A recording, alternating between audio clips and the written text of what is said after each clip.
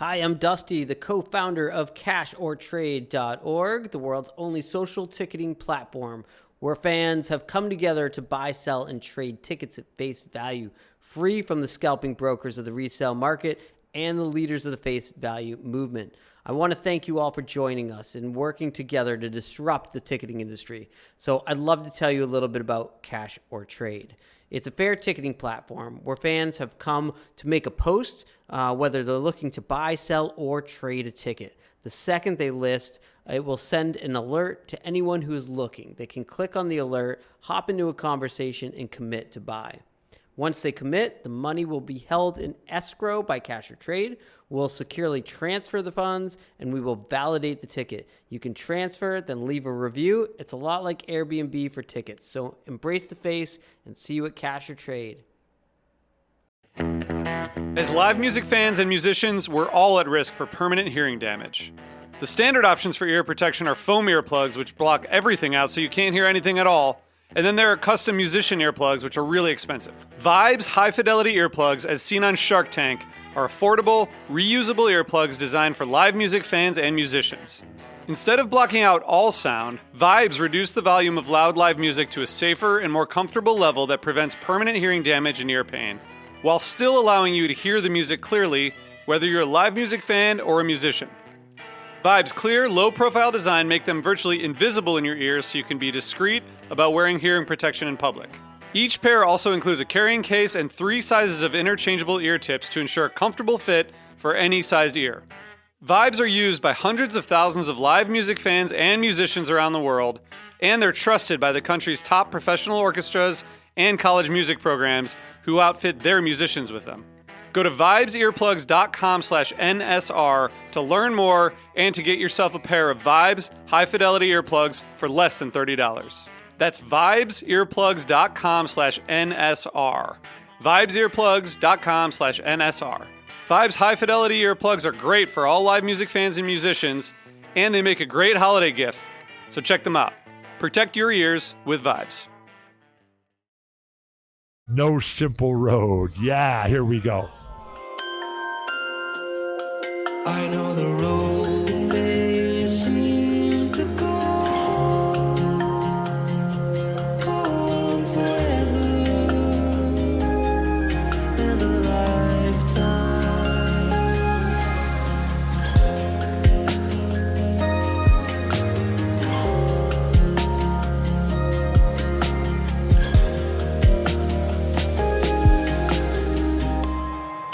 That's kind of sad that Ozzy's doing his last shows.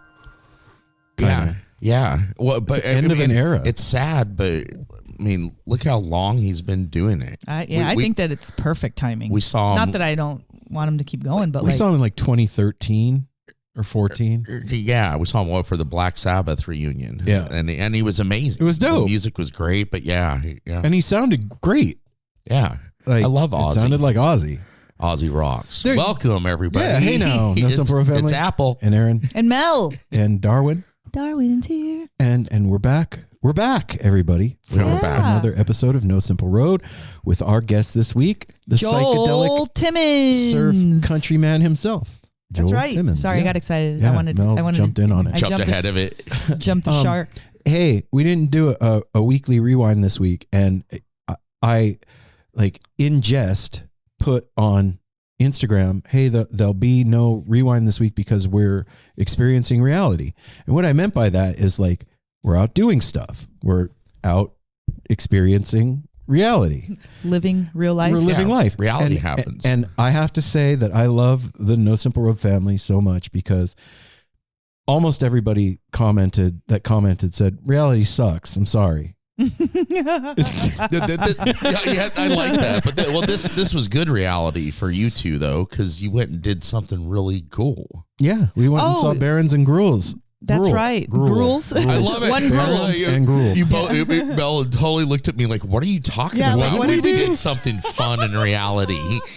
Yeah, we went to the Bernie's Mountain series, which is like a wonderful human being here in Portland. Kirsten Ruffer. She puts on these house shows, and my phone's ringing. I'm busted. Hold on. Stand by. Yeah. Sorry about that. Yeah, you got everybody. it. We You know gave what? it to The you. only person that could, well, there's a couple of people that could Yeah, I was gonna interrupt say us. there's a few. One of the few that could interrupt us called Simon.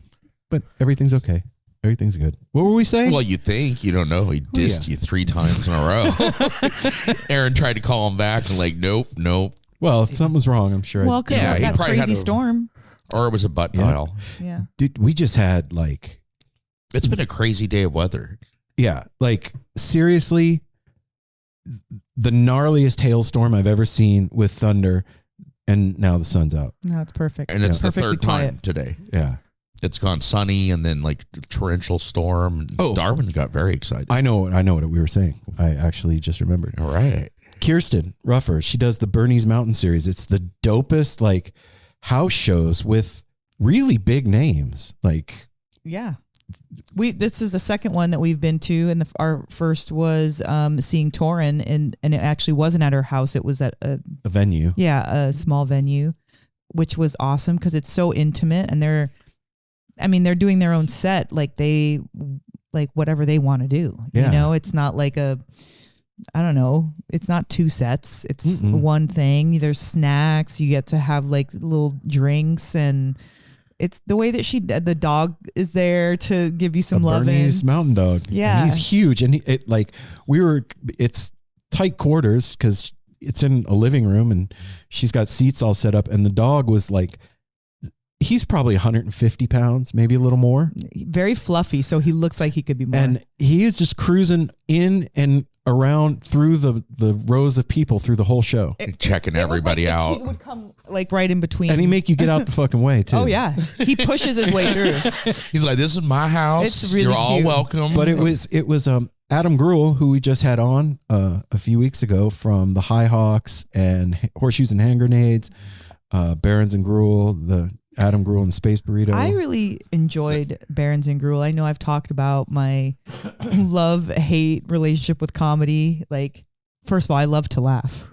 I love it. But Mhm. comedy is something that, at least in the last 5-10 years, just maybe I'm missing the boat and I'm just not looking for it and I don't see it. But whatever's mainstream or whatever's coming out, it's just like a lot of self-deprecation. You don't and like that shit. I don't like people being mean to themselves or others, because that's not the only way you can make people laugh. Like, you don't have to put yourself under the bus to get a laugh. Like, you can, but it's just not funny to me. But this was so different. There was like actual like scenarios that he created that were funny, and like, yeah, if you don't know Charlie Barons, go check him out. Yeah. He's got like 1.2 million followers on Instagram. He's very pretty big. very witty. yes, very witty. Yeah. And I was sorry I missed this one, but this, like we were saying, is an exclusive. I wanted to go, saw the email, and it was like, you guys barely got in. Yeah. It was like, it's been sold. It's We been got in 'cause somebody reserved canceled. for weeks, and you just barely got in.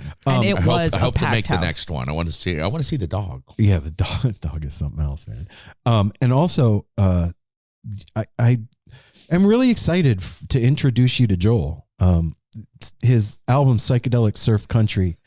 It's a beautiful cover. First of all, it's a really Yeah. great artwork. That's it. The artwork, if you're wondering what Mel's talking about, it's actually the cover for this episode. I used the album art for the cover for this episode. But Joel was somebody that we weren't really familiar with. One of the publicists reached out to us and asked if we wanted to have him on.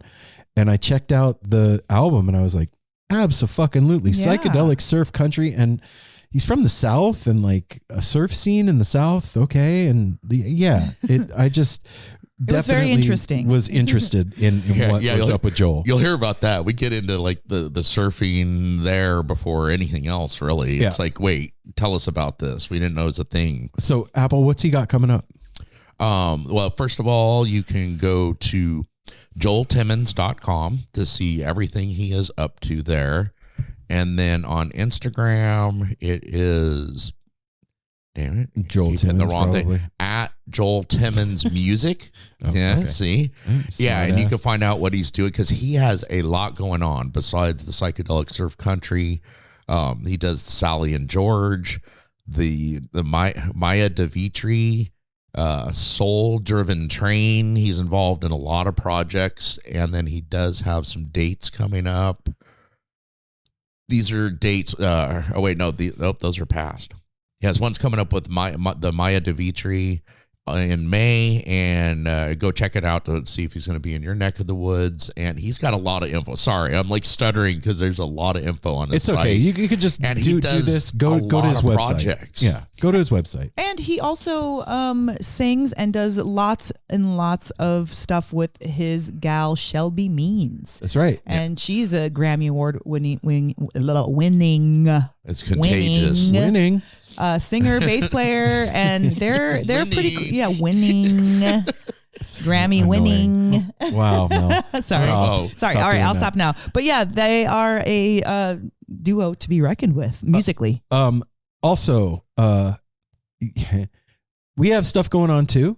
What? That I want to tell you about before we get to this conversation with Joel. Things happening On 420 here in on April 20th. In Portland here, we are doing a fish pre-party at Fire on the Mountain at 1708 East Burnside from 3 to 5 o'clock. What? Music by the Tuesday String Band. There's going to be raffles. Venue Llama's going to be there. No Simple Road. Oh, that's us. Long Strange Putt's going to come hang out with us. Grateful Mountain's going to be there doing stuff.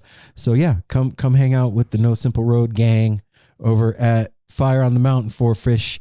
A fish pre-party. This is what happens when we skip a week. We don't know what to say.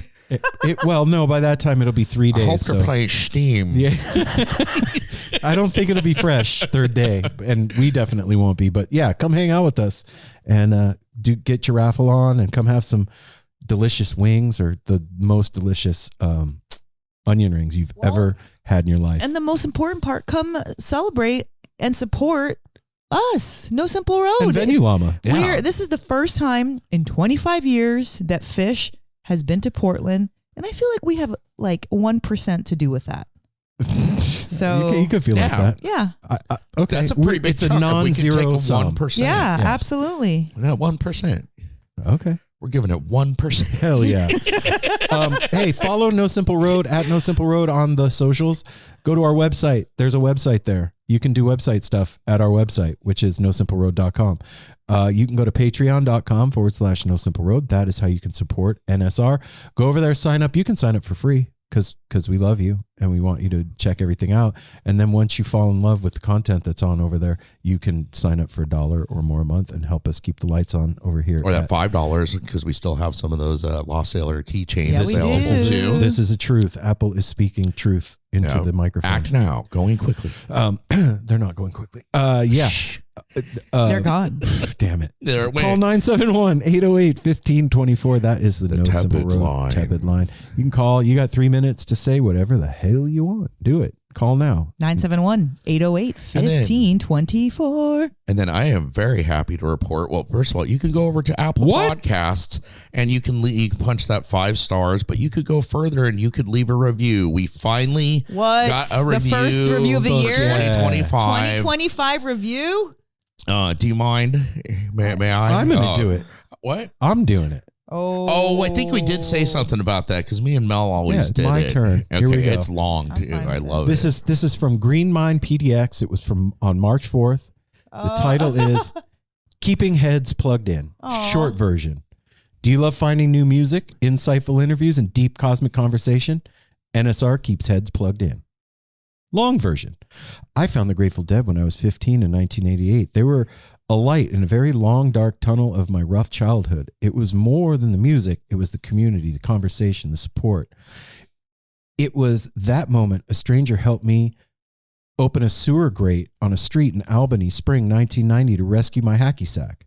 No Simple Road came to me in spring 2020 during deep lockdown. Another tunnel, another light.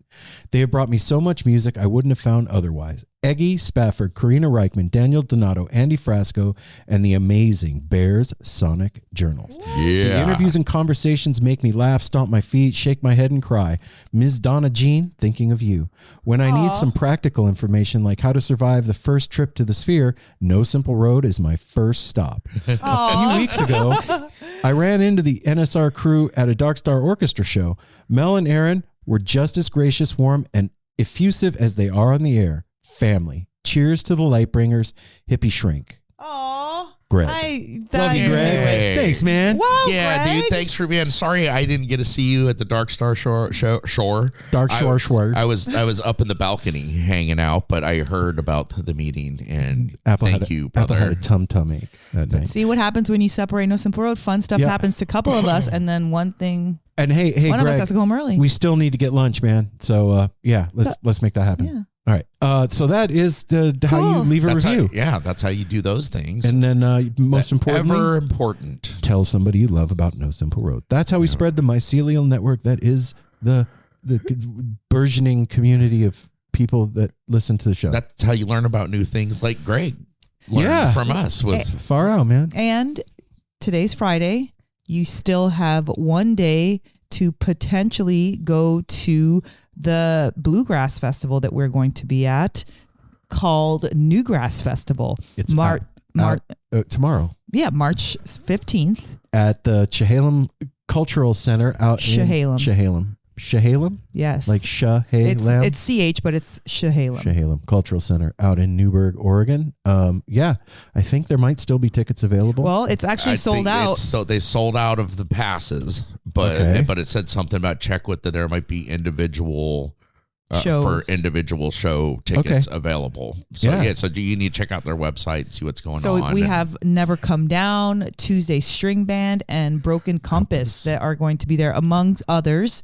But yeah, if you have an opportunity to come out, either partial day or just for a show, you should do it. Support the local burgeoning bluegrass scene and out in Newburgh. Yeah, and support out in Newburgh. Wolves and People Brewery. And hey, you never know. There might even be a one-song appearance by the Geriatrics in the parking lot. You never know. Could keep our fingers crossed. It's the place that it could happen, man. So that's your bust out. So go check out the new album by Joel Timmons. It's called Psychedelic Surf Country. Go to his website and check out all the stuff he has going on. Follow him on Instagram. All those links will be in the show notes. And we're going to do the damn thing. Yeah, you ready? Joel, thank you so much for being on No Simple Road and for sharing some of your fun career. And that's cool. That's weird. Okay. All right. But anyway, thanks, Joel. Again, I don't know why that happened, but was that your phone? What was that? Okay. That was very odd. I'll just end it so other weird stuff doesn't start happening. Okay. you guys ready? Let's do it. I feel like this was a little bit of a train wreck. It's okay. It's been a weird day. I'm telling you, the weather, yeah. everything is off, like kind of weird. All right. Anyway, without further ado, the No Simple Road crew gives you Joel Timmons.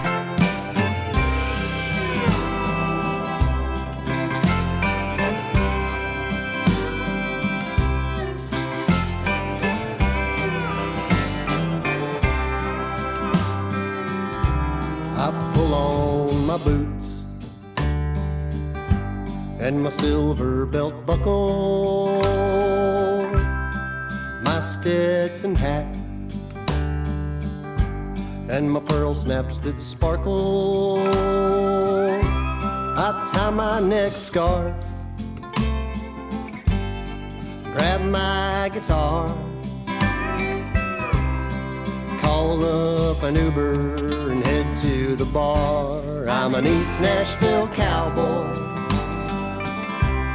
I don't rope a ride, I'll make the best cappuccino that you'll ever try. I can sing you a sad song, I can play a G-run, I'm an East Nashville cowboy, I'm getting it done. Tried TikTok and Tinder, I couldn't find her on those. So I'm printing up posters, not for my shows. Maybe you've seen them. Okay. I'm tuned in. Yeah. All right, we're turned on. I'm Aaron. Hey, Aaron. What's going on, man? And then I'm Mel. Joel, thanks for coming on. And then I'm the third one here. I'm Apple. And thanks for joining us this evening. Hey, Joel, will you do us a favor? There's Darwin. Yeah, there's Darwin. Will you do us a favor and introduce yourself to the folks that are listening? Yeah, my name's Joel Timmons. I'm a songwriter in Charleston, South Carolina, Folly Beach specifically. Um, yeah, been a part of a bunch of different bands and projects over the years, and uh, just released my first solo album uh, on February 7th. Congratulations. Yeah. Thank you very much. It's called Psychedelic Surf Country. And that I think describes the sound and the ethos pretty well. Oh yeah, it definitely. We've been listening to it all day. So it's Sweet. yeah, man, it's amazing stuff you got going there. I want to ask you a question that doesn't have anything to do with anything. This is something we were talking about before we turned on the mics and got on with you. And Mel and I were talking, and she said something about covering your own song. And I said, is it possible to cover your own song? Is that a thing, or are you just playing your song? What do you think? That's a good question. Yeah, no, I mean, so like I beginning to play in different projects. Oh, okay. Sometimes I will like take a song that like is like a Soul Driven Train song, you know, Yeah. and then I play it with just like with my wife Shelby, and so then that's like the Sally and George format. So sometimes I do cover myself. Mel was right. I think, but it's like, I don't know. Yeah, like the songs are their own thing, and then but sometimes it's a different ensemble or a different approach. Yeah, and you've been in so Something many. that's like usually in one lane, you know. Right, and you've been in so many different projects. I get where you're coming from, because you could take something that was done with one group and do it another way with another project, and it's something completely different. So sometimes it's really exciting. Yeah. Yeah, man. What was it about music that made you want to do that as a thing? I think just the feeling of the joy of making sound, you know, with other people, and getting like caught up in the moment, and yeah, and having the skin or my skin get goosebumps and my hair stand up, you know, and yeah. Yeah, Apple always says you can't pay for goosebumps, man. Yeah, you can't go down. You can't buy that like a drug or something. That's something that just has to happen organically, and it happens at live music all the time. Yeah, man. And you know, I think about like when you're a little kid, and I remember like getting in the kitchen in the cabinets, and one of my first memories is like banging on pots and pans and making sounds and making noises. So I think there's something like in us as human beings that we have a drive to want to do that. I agree for sure. Yeah, I share those core memories of kitchen percussion.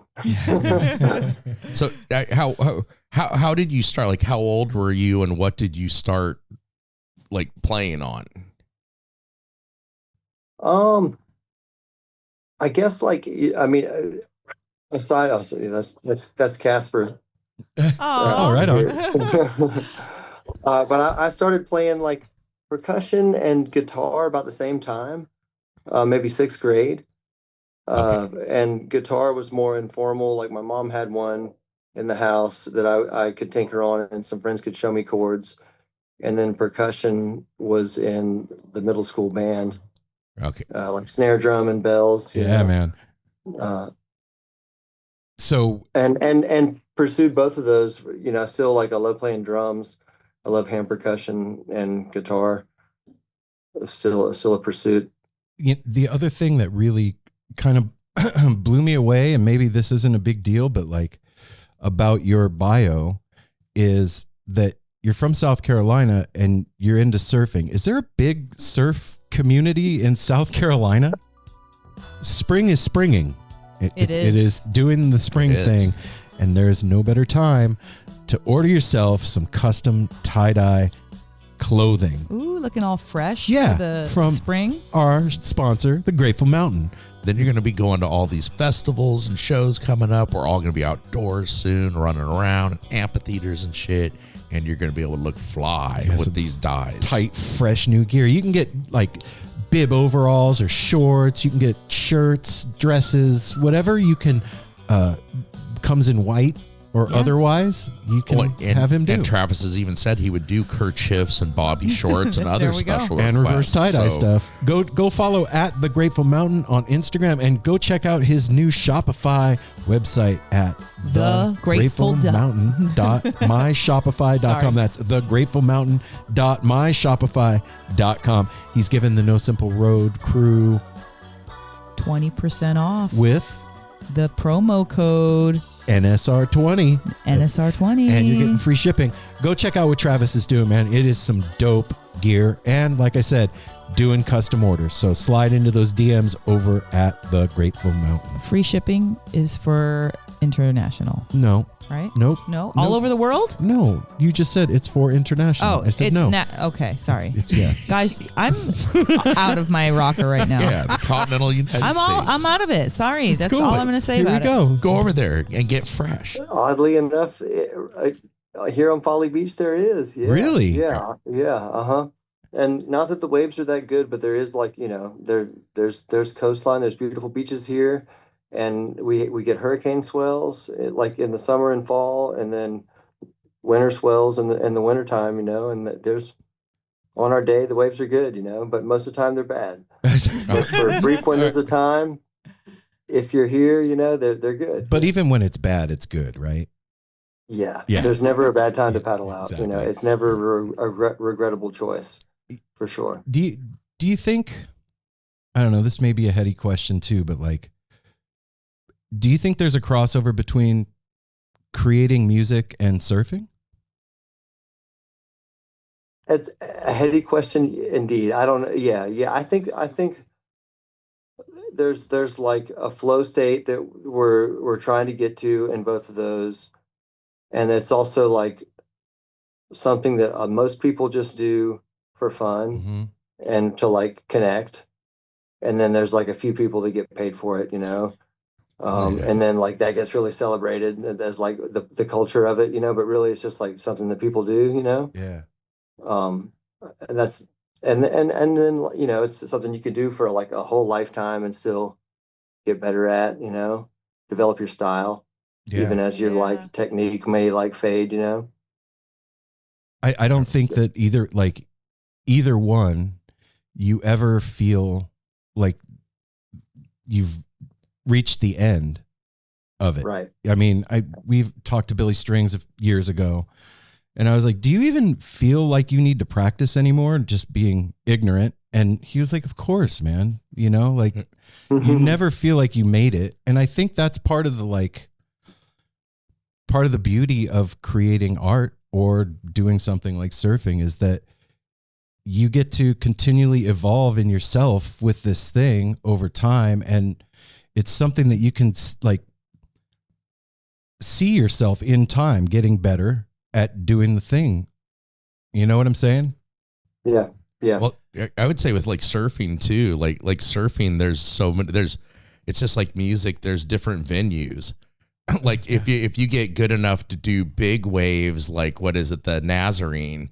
That'd be like playing Red Rocks or something when you get to go catch a big wave, which I love watching that stuff. Ever since that's become a popular spot, watching people ride those waves is insane. I don't even know what you're talking about. Yeah, that's got to be having 100 Marshall stacks behind you. Yeah. Aaron, you're not familiar with it? It's off the coast of Portugal. It's the largest waves in the world. At certain time, they get over 100 feet. That's where the world records are being set, and people die. Yeah, I was going to say, that's insane. It's very dangerous. Those waves will tear you apart. That's crazy. Yeah, but that'd be like playing Red Rocks or, Joel, what's Madison one of Square the Garden. craziest places you've ever surfed? I've surfed all over Hawaii and in Indonesia and Australia, and in Micronesia. And, wow. It's all over. Gosh, yeah. Not Nazaré. I haven't surfed in Portugal. I've surfed in Morocco, south of there. Wow. Yeah, I don't know. Lots of different spots. So, probably some of the Hawaii. Probably some of the and Indonesia. I think some of the heaviest.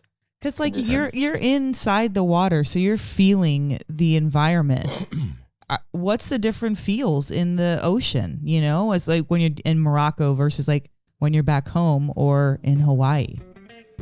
Guess who's back? In the mother. Back in town. Melt is back, everybody. Yay, Melt. Melt Premium Mushroom Chocolates, your one-stop shop for the finest mushroom chocolates on the planet. And not just chocolates, gummies too. Yeah, and they even have a new addition to the family of gummies. They have they have the elderberry, the tangerine, and the popular pineapple. They have added lemon now. Right? Ooh. And for those of you that aren't in the know about Melt Premium Mushroom Chocolates, there is 4 grams of their sacred mushroom blend in every bar.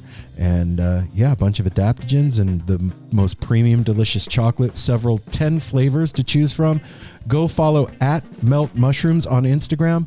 Shoot them a DM and let them know that No Simple Road sent you. And they are going to give you 20% off of your order. That's huge. That's huge. And then I'm excited about this too. I just hit, if you go on Instagram and you hit their Linktree thing, they have Melt Radio. You can listen to on SoundCloud, Mixcloud, or Spotify. Cool. And I'm sure that they have some dope mixes. So you want to get your head right? Go follow at Melt Mushrooms on Instagram. Shoot them a DM. Get your 20% off by telling them you're part of the No Simple Road family, and you're welcome.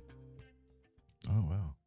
Wow. Yeah, home is like it's nothing's not as much as I was bashing surfing in South Carolina as being bad most of the time. There's nothing like being home when the waves are good. You know, even like if like the best day of the year here is like a marginal day in Hawaii or like a premier world surfing place, you know, to be home catching it when it's good is like the ultimate dream for me, you know. But getting to I mean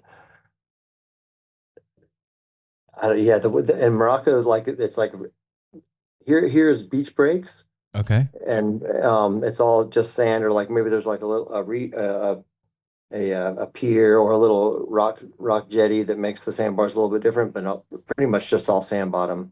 Morocco is point breaks, some sand bottoms, but a lot of like point breaks. It's an entirely different kind of a wave, you know. Wow. More like California. Yeah. Hawaii's reef breaks and like warm water, you know. Yeah, it's a lot of different environments. The Hawaii waves, it's gnarly when you're on the wave, you can see the reef down there. So if you eat shit, you're going onto the reef. I just wonder, tear like, you too, up. Joel, is it like familiar when you're at home? Like, are the waves familiar? Is The that space. something that even can exist in the water that's ever changing? I think so. Yeah. I think it does. Like, you know, it is ever changing, but like I see certain swell types, you know, that happen at certain times of the year here, you know, and I'm like, oh, it's an extraordinary year. We haven't seen it like that since 10 years ago. And now I'm like, shoot, I'm like middle-aged surfer guy. So I like have some perspective on what it was like over the last little bit, you know? So does it feel like that on stage too? Like different places have different feel to you? Venues and whatnot? So. Yeah, definitely. Yeah, different acoustic environments, you know, or different audiences that react different ways, you know. Wow. I think that, like, again, back to your bio, it just drops you in India in the bio. It's like he found himself in India. Shit, yeah. And I think after going through what you went through there, I would imagine that that experience gives you a real appreciation for being in a moment. You know, can you talk to us a little bit about what happened to you over there, and so that everybody knows what the hell I'm talking about? That was heavy. Yeah. Context, And this was like 20 years ago for me now. Wow. Which is really amazing, you know, to be that far on the other side of it. To be that far on the other side of it. Yeah. And I was like post college, had worked for a year, saved up money, and was on an around the world itinerary. Country hopping through the Pacific and Australia and Southeast Asia and then in India, and started getting sick, started getting weird neurological symptoms that eventually was identified as Guillain-Barré syndrome, and I ended up in India New Delhi, in the hospital there for 7 weeks. Holy shit. And ended up paralyzed for some of that time, intubated, but breathing on a machine and everything. And came home in a wheelchair, and spent like about a year in physical therapy, getting back to, it kind of like things, I like kind of like lost my faculties really fast. Things sort of like fell off the cliff really fast, and then like slowly got better over a long period of time. Wow. And had a lot of time to think about my mortality and like, what it's going to be like to be really old and not be able to take care of myself, or what it was like to be a little baby and not be able to take care of myself, and Wow. and then return to full life. It was like a painful but very valuable experience that I'm now grateful. Now on the other side of it, I'm grateful for it. So when you got back, and after you had gone through physical therapy and all that, were you, like, when you were healthy, were you playing music at that point? Yeah, I was. From like from the point I got home, I remember like having my guitar in my room and trying to play, and like not maybe being able to make a chord and stuff, but my voice was really like froggy. And from going from that point, even that whole year that I was doing physical therapy, and the music was part of that physical therapy, was like going to gigs that my friends were playing and watching them play, and then maybe getting up there for a song, and then that was that, and then going home and, just like building up my strength through occupational therapy on the job. Wow. I wonder, like, if you hadn't had that, I wonder if that was a catalyst for you to like get through it so that you could get back to this thing that you loved. It was like certainly something to visualize, like to like, okay, I want to be up there and have the strength to stand there and sing and hold my guitar, and move around, and yeah, sure enough. So 20 years ago when that happened, were you as serious about music at that point too?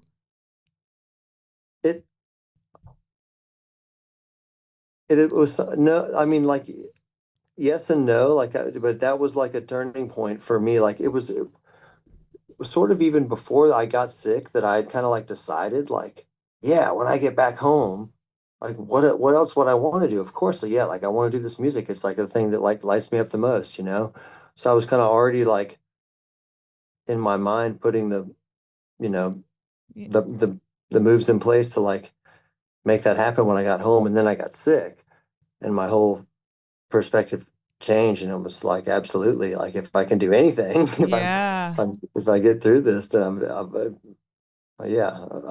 right on. Yeah, man. When you have the experience of like everything could possibly be taken away from you at a moment's notice, it kind of, I would imagine, puts everything, what's important, what's not, in really sharp focus, fast. And like, to come out of that, it would be like, why not do what I love as an occupation? Yeah. Like, why would I do something else? Yeah, of course. Yeah. Yeah. Appreciation for life. Well, then to me too, that's just, it's scary getting sick, period. But to like be in another country and have to like be in the hospital for 7 weeks, that's not like being in the hospital in your hometown. That's just, that's crazy. Like, well, I mean, what I will say, as scary as it was to be overseas in India, it was much more affordable to be hospitalized in India than it is to be hospitalized in the United States. That's wild. Oh yeah, 7 weeks in a hospital here, you'd probably be looking at hundreds of thousands of dollars. Buy a Lamborghini. You're in debt the rest of your life. It would have bankrupted me or my family or whatever, But it was kind of fortunate in a weird way that's where it happened. What was India's towards the end of your like itinerary that you were doing your trip? Yeah, like we'd been in Nepal before, India, and then I was in India for a while, and then the plan was to go to Europe. Okay. For a little bit, you know. But that was going to be a more expensive, and that was the end of the trip. So who knows how long we would have really ended up there. But Right. turned out I mean, yeah, like literally I was in a wheelchair. We flew through Europe and then home, Back you know. here. It's, I know that like had to have colored the journey for you, but what are a couple of things that you maybe like learned that you wouldn't have learned prior to that on that trip? Like because when all you know is living in your hometown or traveling around the country that you live in, you have a certain perspective. But when you travel outside your normal, you start to see the world a lot differently and things a lot differently. What are a couple of things that you like saw and learned on your trip besides the getting sick part? Yeah. No, it's interesting. Like, besides the like, yeah, life is precious. Yeah. You do what you want to do with every minute of every time. It's just, I mean, just realizing like how wealthy we are in the United States, you know, and like our idea of the rat race or like what poverty is like, you know, is so wealthy compared to some other countries, you know, and so the way some other people live, you know, and so that's a headspace. Totally. Yeah, You know? eye opener. Yeah. Yeah, I remember going to Mexico with Mel a few, like 10 or 15 years ago, and like driving to the pyramids and seeing like folks with like cisterns on the roof, water catchment, and dirt floors and hammocks. And it's like and they're stoked, you know, they're living their life totally Their happy. little And village. and you see that, you know, we have a very different thing going on here, and we're super lucky to be in and it. that amount of wealth like doesn't necessarily equal happiness, you know. No. Like we're not any happier than some other societies that are much more impoverished, you know. Yeah, man. And yeah, it's a strange paradox. You know, I think in our youth we imagine that money equals happiness, but I think once you cross that threshold into adulthood, whatever that means, still don't feel like an adult. You start to realize, you start to realize like those two don't go hand in hand. And in my experience, the folks that I know that have a lot of money are the people that have the most fucking problems. So yeah, and don't can't trust anybody, and yeah, I like where I'm at. Yeah, man. Joel, tell me a little bit about the new album. I mean, it just came out on the 7th, and yeah, talk to me a little bit about Psychedelic Surf Country. Some say the music never stops. I've heard it. I've heard tell the music never stops. And do you know who else doesn't stop? The T-shirt. Over at shoptourbus.com. That's right. Yeah. You want to go? Tour Bus doesn't stop. That's right. Go check out the new Music Never Stop design over from our friends at Shop Tour Bus. It's cool. Pre-orders start this weekend, and they will have it in as they say, a small rainbow of colors. A rainbow full of colors Awesome. and sound. Yes. Yeah. ShopTourBus.com is the online lot's dopest purveyor of Grateful Dead inspired merch. Go check out the shirts, hats, hoodies, bags, stickers, coffee cups. Yeah. The merch. If you've never been over there, go take a look at shoptourbus.com or at shoptourbus on Instagram. You're going to see what we're talking about. They are the coolest shit ever. And come to you in a hand-designed, one-of-a-kind box with a bunch of extras. And you may even get a Grateful Dead bootleg on the inside of your order. Yes, a real-life cassette tape. Folks. And you also will get free shipping if you put in the promo code No Simple Road, all one word. And that fancy box with your super soft T-shirt will come to you for free shipping. That's right. And if you're really, really good, you might even get a packet of Kool-Aid, because I saw that in one of the boxes recently. True. So you never know what you're going to get. It's like a fun surprise box. That's right. Who doesn't like surprise boxes? I love surprise boxes. Mel loves surprise boxes. I sure do. You do too. Go to shoptourbus.com.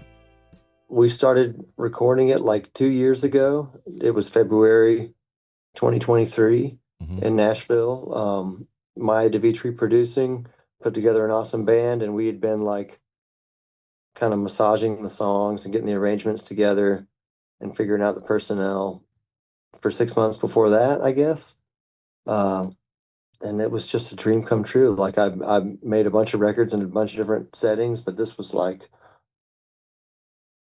a new position at the helm, I guess, and like it just, I don't know, just the caliber of players that was there, and there's been plenty of times where I've like recorded my original songs with different bands, and there's like a wonderful collaborative thing that happens, through like that democratic process, Yeah. But there's also things that don't happen, and compromises that get made, and I've never just been like in a position where it was like, okay, these are like the songs either that I wrote or that I want to do, and ultimately, there's a lot of collaboration with bringing in other musicians and other human beings into the room, but like just being sort of the decider, I guess, Yeah. Yeah. Did you feel pressure from that, or was it like kind of free? Yeah, it was wild, it was kind of scary in a lot of ways.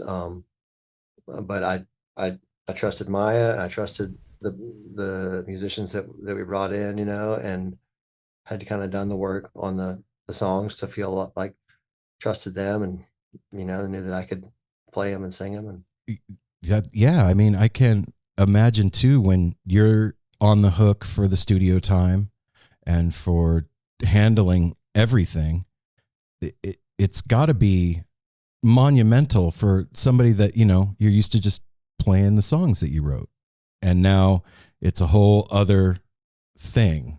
At the end of it, were you glad you went through it?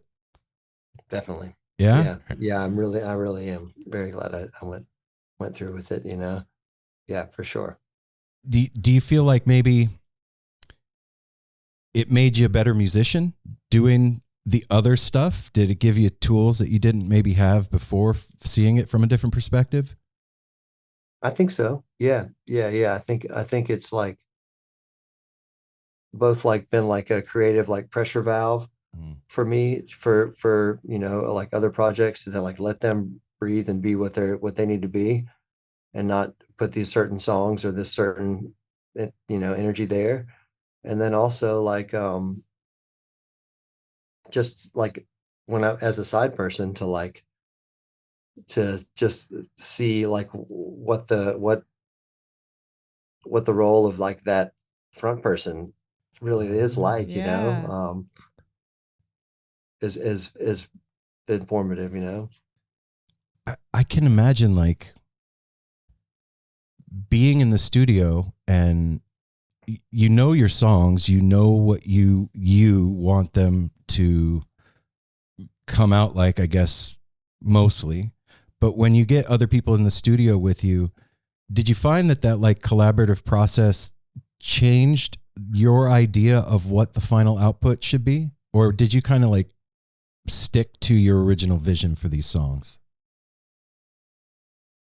I think they really were so greatly expanded by like the musicians breathing life into them, and interpreting them, because it was like some of the songs were as bare as like acoustic guitar and vocal, so like that leaves a lot to the imagination for a drummer, a keyboard player, a bass player, pedal steel, fiddle, harmonies, like, and some of the songs were a little bit more fleshed out and had more life and a bit like of a harmony part or a counter melody, that we had in mind, but there was a lot of space that the players got to, which that's awesome, in moments of like jamming and collaboration. And, like I was singing with the band live, everything going down. So we're all reacting together to the material and how it was just developing, Yeah.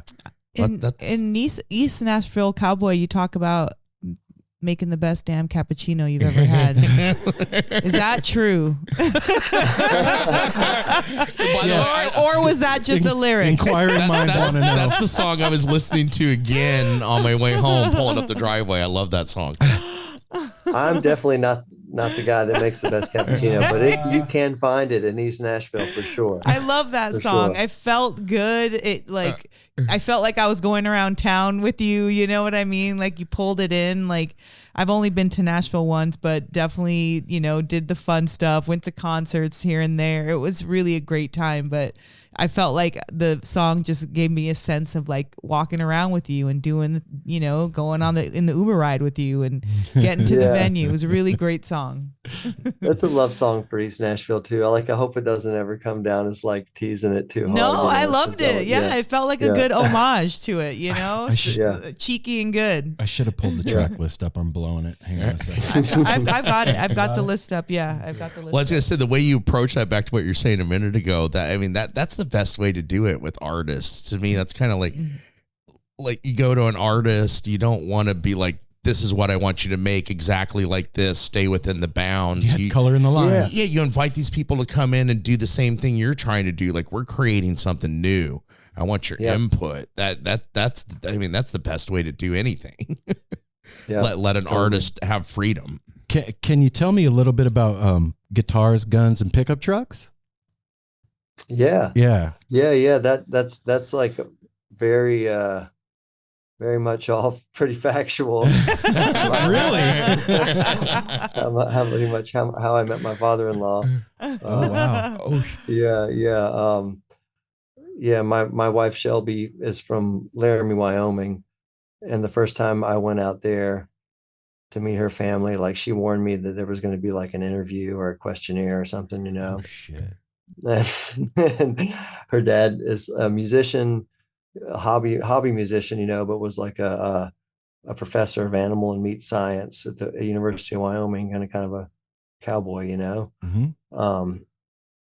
And that I was going to be interviewed, about various things. And sure enough, like in the truck heading back out to their house, I was like, "Yeah, how many guns do you have? What do you do for a living? Do you have health insurance?" It's all there in the song. Yeah. But we I love him so much. Like we're really good friends. Okay, that was going to be my question. Are you guys cool now? Oh yeah, we're really cool. Yeah. I was going to say, you obviously passed the test, I would think. Yeah. I think I like maybe had like a C. Hey man, C's get degrees. That's what they always say. Also, room for improvement. Everybody can use room for improvement. You're always nervous the first time you meet somebody, especially in a situation like that. I like the idea too in the song that like, the world we live in right now is so crazy divided and everybody's at each other's throats and it's nuts. I like the idea that if we can agree on 2 out of 3, we're going to be all right. I know, man. What a simpler time when I wrote that song to imagine that we could actually like agree on 2 out of 3. Yeah. Maybe I was naive. We've been talking about it lately. Like I just took a trip this past weekend with my son, just him and I up to Seattle, and like he's going to be getting married at the end of the year. He's 21, right? He's 22. And, just starting his life out. And he was like, Dad, has it always felt like this? Has life always felt this Orwellian and weird? And I was like, no. It absolutely has not always felt like this, and people always weren't at each other's throats. There was a time when it was chill, and it's a crazy thing that we're living in right now. And I think that music like you're making is more important than ever because of that. I think that this is the stuff that, like you said, for you, it's the pressure valve. It's the same thing for us, man. Yeah. When you hear a song like that, or even Here We Are, it lets you know that you're not alone out there. And, there's somebody else out there at the other end of that feels the same feelings you do. And can articulate it too. Because that's the part I think that if we're all feeling a certain kind of way, that's one thing. But when somebody can express how we're feeling, and then we're in agreement with something, because like you were talking about, there's so much division. But if we can be in agreement that we're all feeling shitty, we're all kind of like low grade pain, we're all kind of like feeling a little bit less hopeful than usual, maybe a little bit more grim, but like somehow or another, someone saying it makes it feel better. And then if you can say it in a psychedelic, surfy, cowboyish kind of a way, even better. I mean, that right there, that's 3 out of 3, How is it making music with your wife different than, making music with your bandmates? It's incredible. It's like, it's more complex. It's like already being in a band is like being in a marriage, but then being in a marriage and a band. Yeah. Yeah. It's extra levels of complexity and intimacy and vulnerability, but I love it, and the lines are like kind of blurred on this one, because it's like my solo project, but Shelby's like singing all over it and has co-writing credits on a bunch of it, and was right there for a lot of the recording.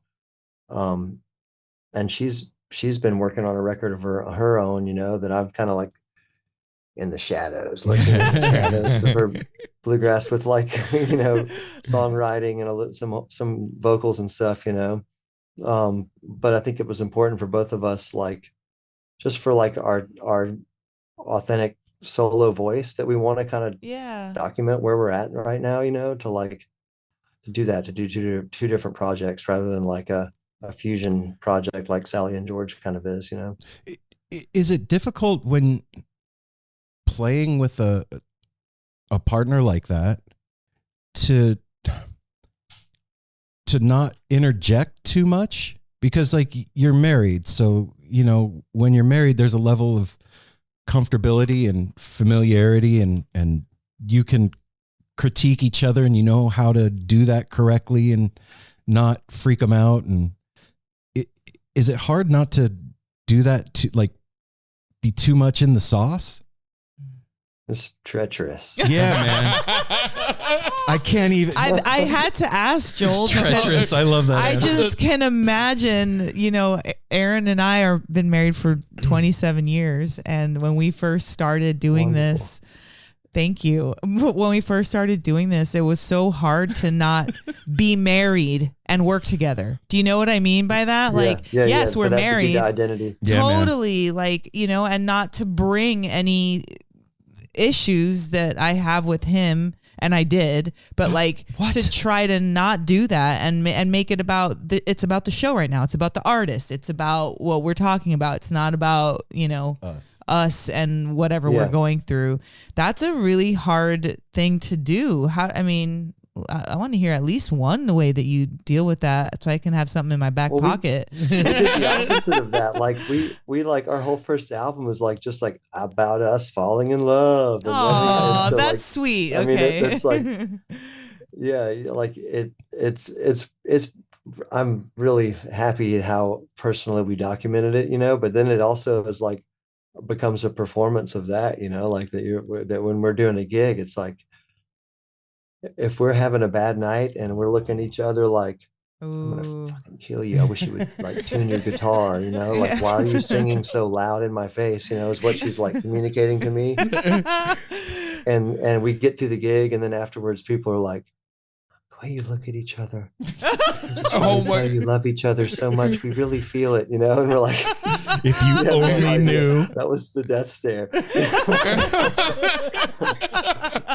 You're like glad you saw it that way. That's awesome. That's Thank awesome. you, man. And it came across. It speaks volumes. Thanks too. for being honest about that. Yeah, It's that's what I was true. gonna say. It speaks volumes. The answer to the question was, it's fucking treacherous, man.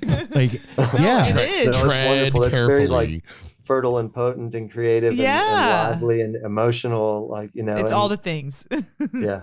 Well, and what a special thing to get to share with a partner, because you don't hear about that a lot in the music industry. I think like Tedeschi Trucks is like one of the tops you think of. What a shining example. Yeah, to be able to share it with your partner, because most musicians we talk to, male or female, their partners are at home and join them on tour once in a while and everything. Yep. So, and I'm sure what a blessing to be able to share that with Shelby. Like, wow. Yeah, and it's like, sometimes we're getting to get to tour duo style in the van, and then sometimes she's out with Molly and I'm tagging along with them, and we're making it work. It's a dynamic And I mean, lifestyle. yeah. And being a musician is a difficult profession all around, but like, being away from home, going on tour, being in the studio for extended lengths of time, being involved in the writing process and caught up in all that, trying to write an album, all that stuff.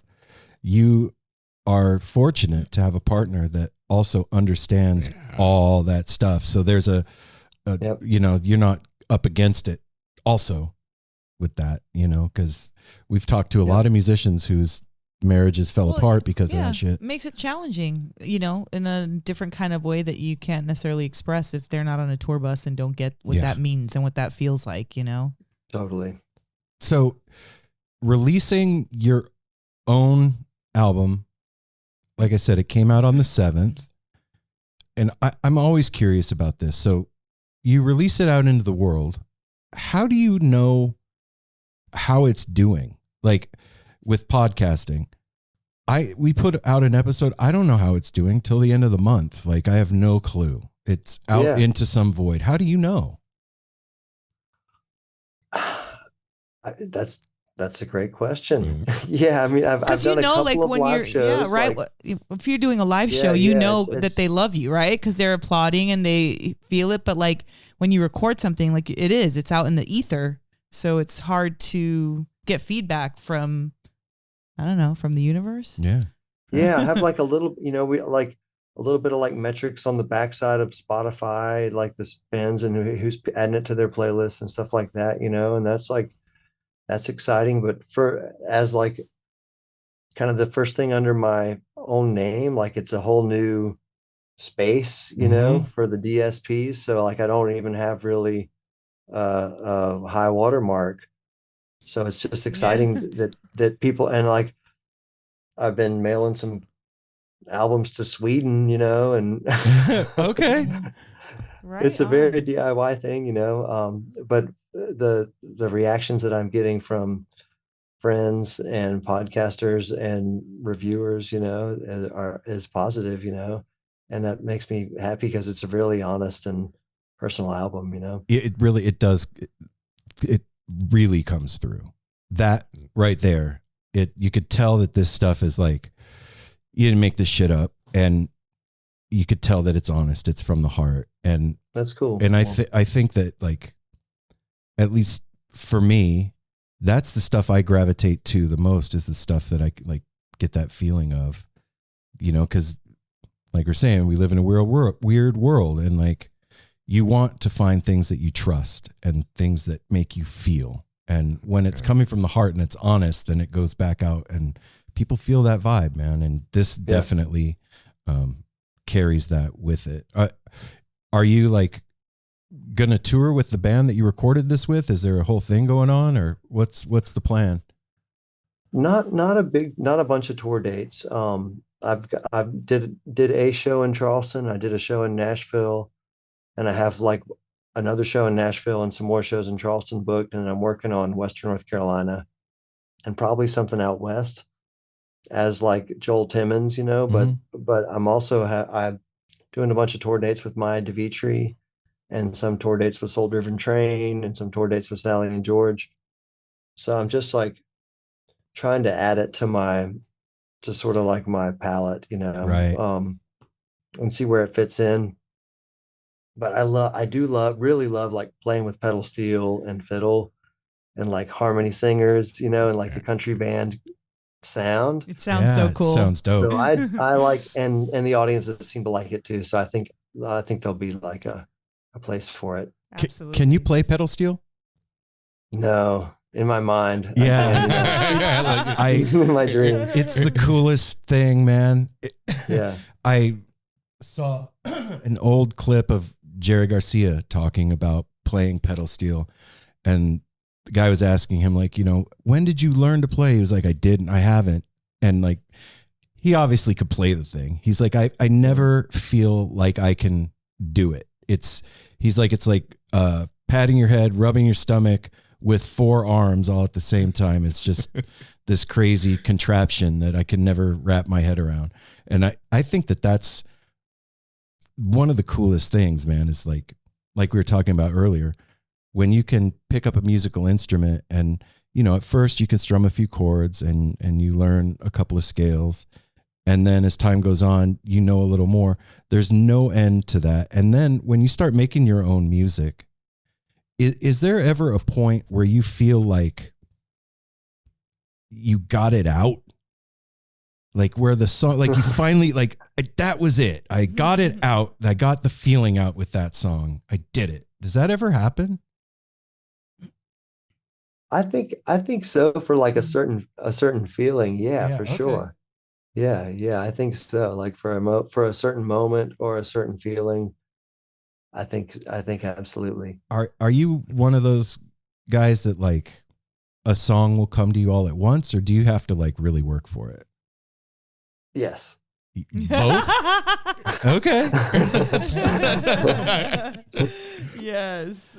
You know, I definitely, some of them just like fall in my lap, like a feeling or a whole song will just like come line by line by line all at once, you know. And then other times, like they're more architectural, where I'm like, okay, I know that I want to write a song about this concept, and I just sit on that for a year or more, you know, and then I'll find the entry point. Like, okay, here how I'm going to start the story here. Okay. So when they do like just show up like that, when you just get it, what is that? What do you think that is?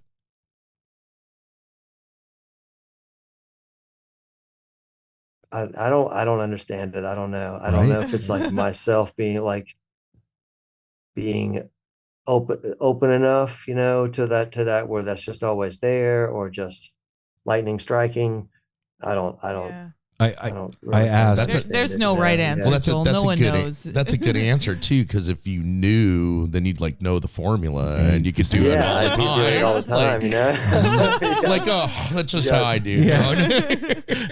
I was listening to a podcast today, and they were actually not to be my first solo record. Yeah, yeah, no shit.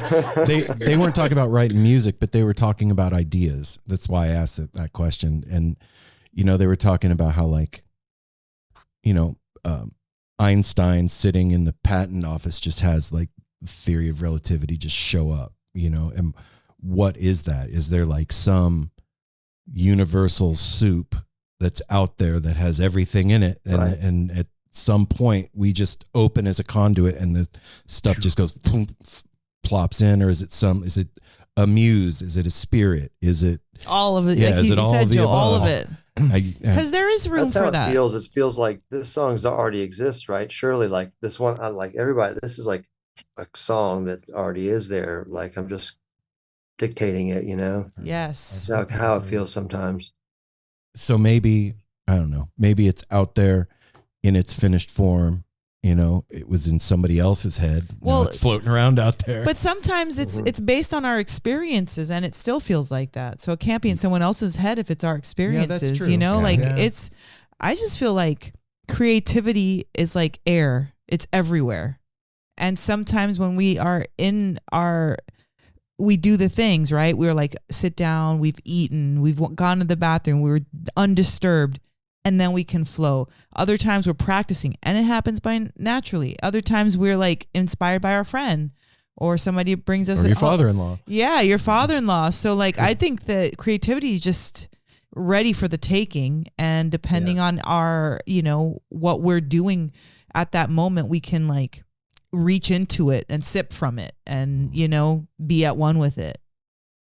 Many ways to tap into it. In many ways. Yeah. Yep. We've talked to a lot of people, and I think I've asked this a few times of others, but like, is there things that you do to like put yourself in a space to be able to write? Like, do you have like a process? Like, it's every morning at 5 and I sit down, and you know what I mean? I'm not that systematic about it. Right. I know I can't, there are elements that I can put in place, you know, like solitude. Yes. It's kind of important for me if I'm writing, to like just have space to like experiment and sing and make noise undisturbed, you know. Mornings times are better too, you know, Yep. for me, but honestly, that's not super reliable. I don't know, man. As I get older, mornings get earlier and earlier. So, well, and in mornings, you're like, it just seems to like you're fresher in the morning and stuff. By the end of the day, it's like, well, and also like in yoga and stuff, they talk about like early in the morning is this right before the sun comes up is like the Amrit Vela. And it's like the time when most people are asleep, right? Yeah. So like the psychic energy is quiet at that time. Mm-hmm. You're able to tap into your own stuff a little easier. Well, and you slept off all the days before Bullshit. too. Yeah, you're fresh. You know, you're taking. Yeah, I wouldn't know much about that. No, neither. It's getting tougher and tougher, brother. So, if the folks listening want to support you, what's the best way to do it? Yeah, what's the best way to support an artist these days? I think Bandcamp is a really great platform. You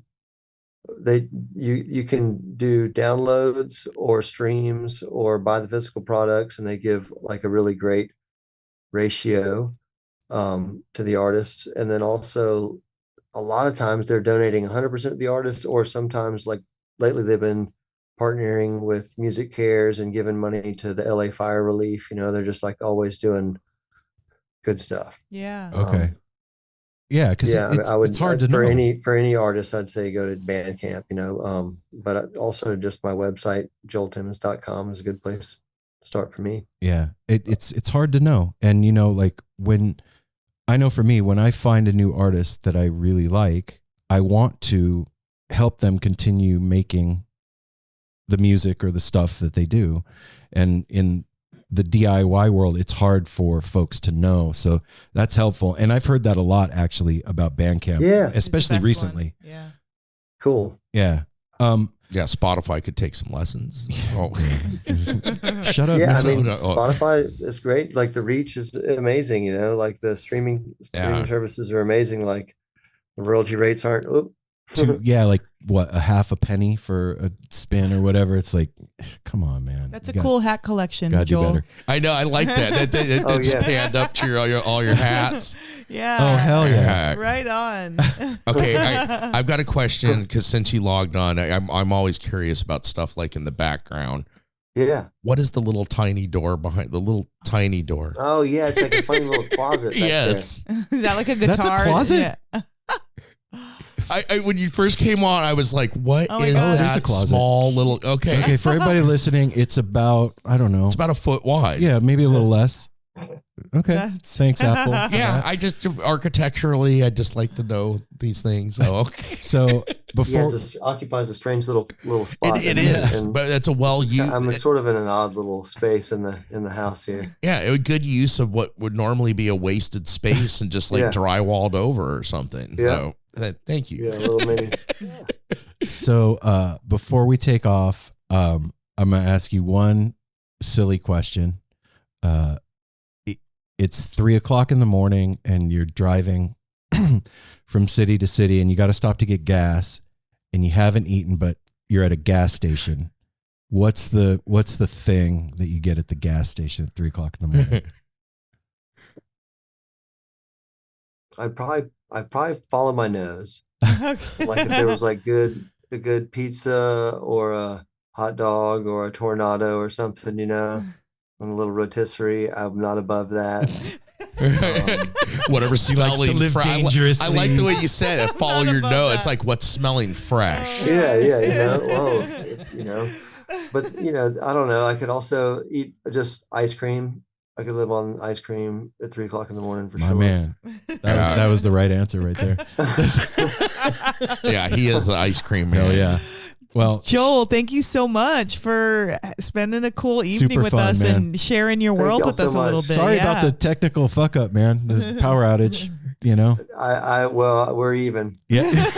Well, luckily it came back on. That was scary. God. That was like, oh my God, that might be out for the night the way it went off. Yeah, man. So it was meant to happen. I'll let you. Man, I was going a little longer there, but they just hung up. Yeah, We're done. that was it. No, I'll let you know when this is coming out, brother. Right on. Thank you. Right on, man. You have a good night. Yeah. Y'all have a good night. Right Talk on, to you Joel. soon. Thank you, Thank man. you. Good night. Oh. That is like a Southern gentleman, Yes. Yes. right? Very much so. And you could tell that Joel is Bright a eyes, man. thoughtful person. Like, I don't mean like he likes to give gifts. Maybe he does. I mean, I don't know him like seems that. like the type probably would. But yeah. but like, you could tell he was thoughtful about the questions and answers that he yeah, gave. like thinking about what you're saying, Yeah. and what you have on your mind, and It's- the process of making a solo album. It's a trip to have done this many interviews, and like you can see different kinds of people over time. Do you get what I'm saying? yeah. Like, Oh yeah. there. I mean, feel like there really is like an archetype of a kind of a person. Oh yeah. You know, and like, you know, people that are like really strong and domineering or controlling, and then people that are just very sweet, maybe overly sweet, let people push them around, or people that are very confident and just take charge of a situation, like, or thoughtful and creative. exactly. Well, like it feels like that. You can see it in a lot of people. Mhm. And also getting to know, like, especially like what we do, getting to know musicians, what you see on stage is very different from what you get off Vastly stage different. a lot. And I don't think, at least in the circle that we're associated with, I don't see it as an onstage persona. I don't think it's like a put on.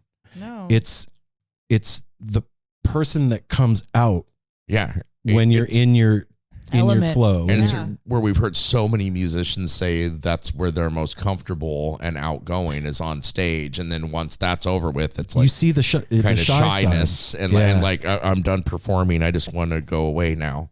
Well, that was dope and really fun. Thank you for hanging out with us, Joel. Yeah. And thank goodness the power cooperated and came back on. And has stayed on, and we'll hope it stays on for the rest of the night because it's cold out and we like heat in our house.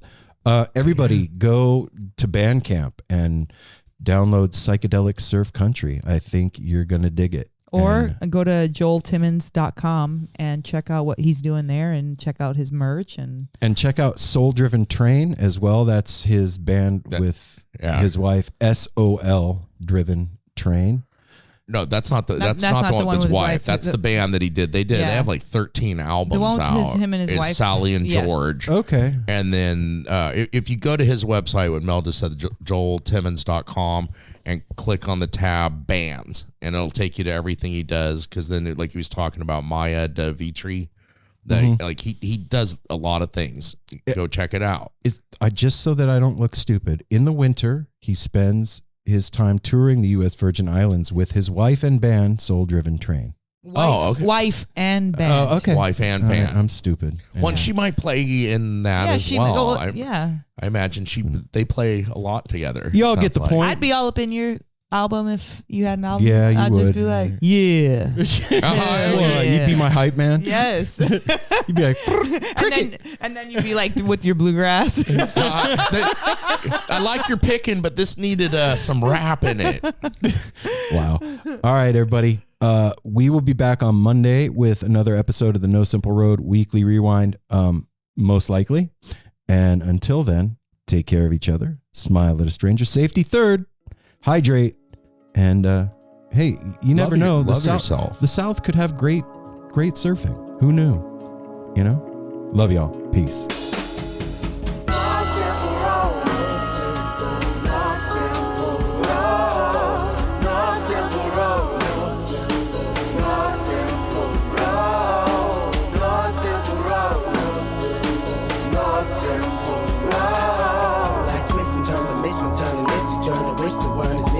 But it's a burden. Family needs has been deferred, and hella means been the earth, and alchemy can bring the birth, the melody of a newborn. So persistent, so resistant, so insistent, so commitment, so resilient, or haven't you learned it? No simple road.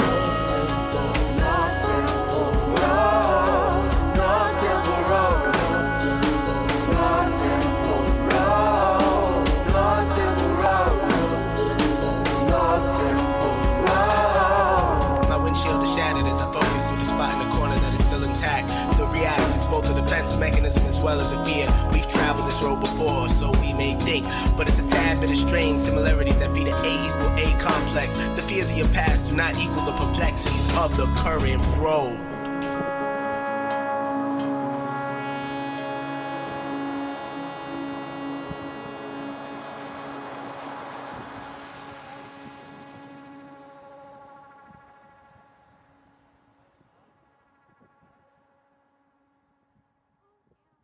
Hey, what's up? This is Blake Weiland. I'm the host of the Tone Mob podcast. It's a show where I interview guitar people about guitar stuff. We talk about their pedals, their amps, their accessories, their preferences, all that stuff, as well as a healthy dose of whatever comes up. Topics have ranged from aliens to addiction and anywhere in between. Oh yeah, and pizza. We're definitely going to be talking about pizza. So get the show wherever you're listening to this podcast at. Just search The Tone Mob in your search bar and it will pop right up. Come join us. We're having a lot of fun. Thanks for checking it out.